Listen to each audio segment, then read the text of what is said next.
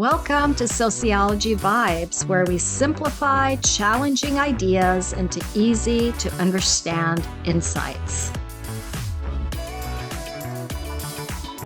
Today, our focus is on the sociological explanation of expulsion, one of the key concepts that reflect race and ethnic relations in the United States, or what we call intergroup relations.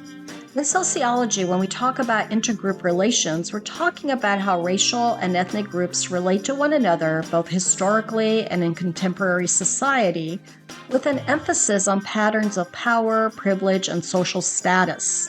The term intergroup relations can sound neutral, but in reality, most of these patterns involve a power imbalance, where a dominant group controls, marginalizes, or exploits a minority group.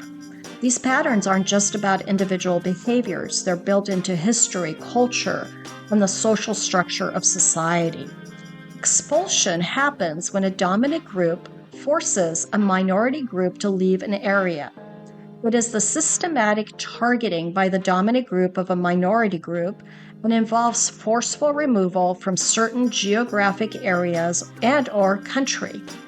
In U.S. history, one example is the Trail of Tears in the 1830s, when indigenous American nations were forced to move west of the Mississippi.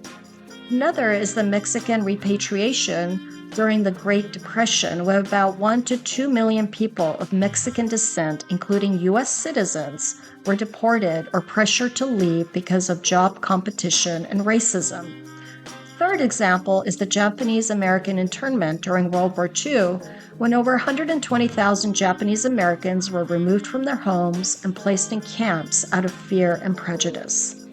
These examples show how groups can be expelled or displaced when those in power view them as a threat or a problem, revealing how fear, racism, and inequality drive expulsion.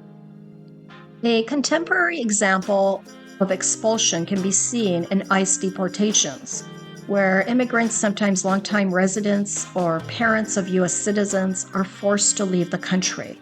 While framed as law enforcement, these decisions and actions reflect who has the power to define belonging. Understanding expulsion from a sociological lens helps us notice how expulsion still shows up in everyday spaces. For example, when people are pushed out of schools, neighborhood, or workplaces because they're seen as not fitting in. It reminds us to look closer at who gets access, who gets excluded, and what that says about how belonging is defined in our communities. And this makes sociology fascinating, don't you think? Thank you for watching. Be sure to comment below with your thoughts, questions, or any topics you'd like us to explore next. Let's keep the conversation going and our community growing. See you in the next Sociology Vibes video.